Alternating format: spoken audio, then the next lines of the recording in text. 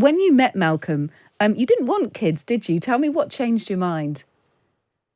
Well, honestly, Malcolm and I wanted to have a small family to start, and I didn't want to have a family at all because my understanding was to have a family, one had to give up one's career.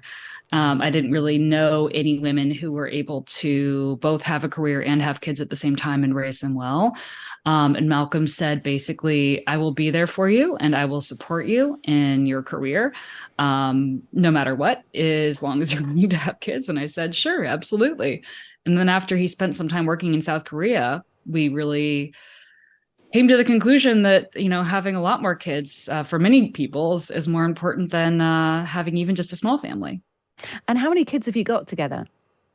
So far, we only have 3 kids. We're starting on number 4 this month because we have to do IVF. We've already frozen all of the embryos that we expect to be using to have a really large family. So, well, technically, we only have 3 live births. We have essentially embryos queued up to have 7 to 13 kids, depending on what we're able to carry to term. Wow. So I was about to ask you, how many do you want? And you would like to be able to have up to 13 if all goes well with IVF treatment. We'll honestly keep having kids until I no longer can have kids.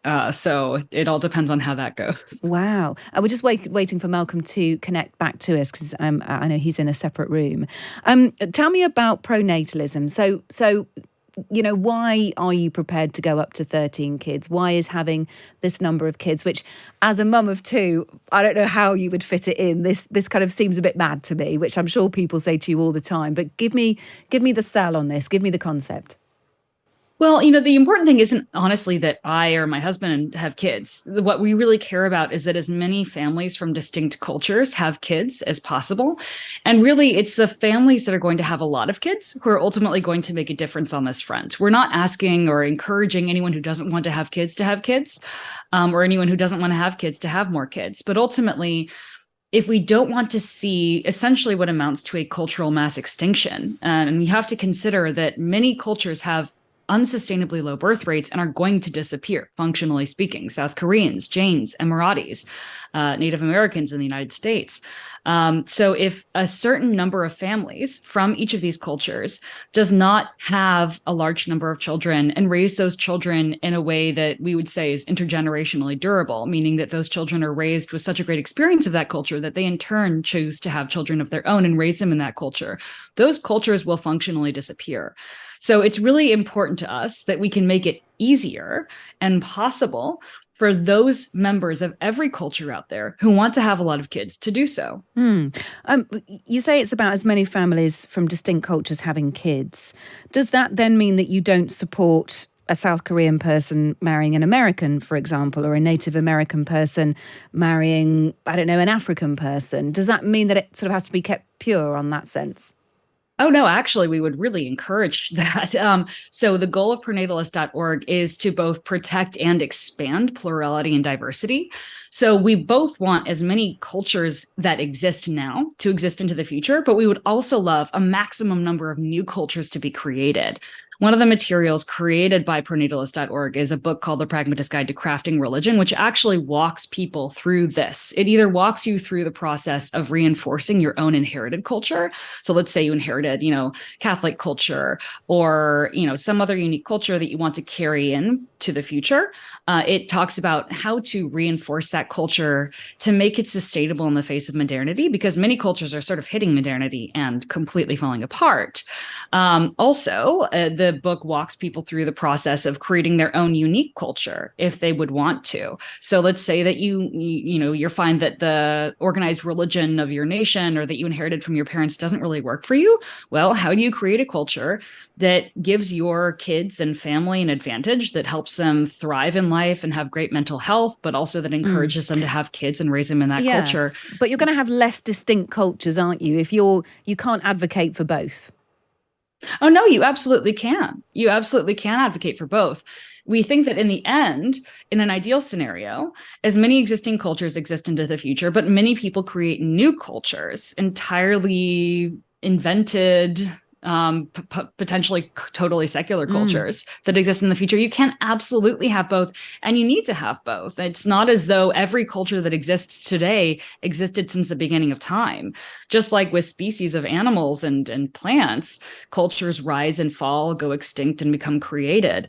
And we would like to see that, but we really think that the most important thing is that we have a future that is diverse and pluralistic, because, Yeah. Let concerns about the effect on the climate and the fact that our planet can't really sustain the population levels that we have at the moment, and that there are too many people on this planet. There are more than was intended. If you put more babies, more people on the planet, is that going to adversely affect the climate? How does climate concern come into this? I'm going to throw this to Simone.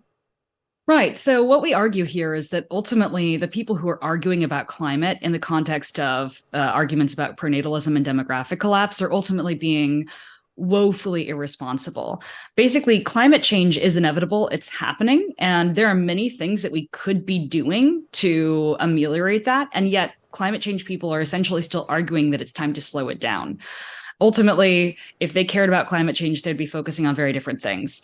The carbon footprint of people in the future is going to be much lower. Technology is already making that possible. And we're also not arguing for indefinite population growth. As you can see, what we're arguing for is for maximum plurality in the future. So we're absolutely in support of sustainable population levels. What we aren't in support of is basically all, we'll say, pluralistic, pro-environment, very modern cultures, which happen to have very low birth rates, completely disappearing, leaving a cultural monoculture in the future of, frankly, a lot of people who don't care about the environment. All right, Simone, I'm going to ask you another quick one, Simone, and then I'll come back to you, Malcolm, so I'm really running out of time. But just quickly, another concern people will have is it's all very well having 13 kids if you can afford the childcare, if you can afford not to work. But what about concerns from, women who this will adversely affect, who say, well, I can't take the time off work to have 13 pregnancies, 7 pregnancies. I can't afford the childcare. What would you say to those people? Do you have to be in an affluent position to be able to do this properly? Well, it's really affluent people who are having the fewest children. They're not raising children in a sustainable fashion. And a lot of that's on society, that's on policy, that's on unsustainable standards and regulations that make it impossible to be a parent of many children. But no, this is not a money thing. A lot of this is a policy and a standards thing. But it's being able to be able to afford to do it, though, isn't it? And many families just can't afford to have more kids. Go on, Malcolm. Within and between countries, the less money you have, the more kids you have. So to say that this is an issue, now I do agree, it is very difficult to maintain a affluent lifestyle or a middle-class lifestyle and have a lot of kids.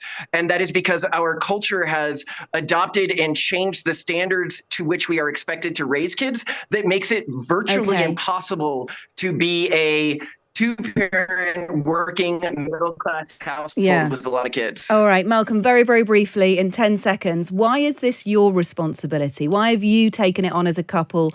Why is this your responsibility? Well, I feel like somebody has to take it on. It's one of these things that is just terrifying to me that it's gotten this bad without anyone doing anything about it. I wish it was somebody else's responsibility. I wish somebody else was going to stand up and say something about this. But as we've learned from our own advocacy, you can't say anything without being called a racist or that you're trying to, all sorts of crazy accusations. So I understand why no one else has taken up the mantle. And if you enjoyed that, you can listen to me, Kate Borsay, every evening, Monday to Thursday, 8 until 10 on the evening edition on Times Radio.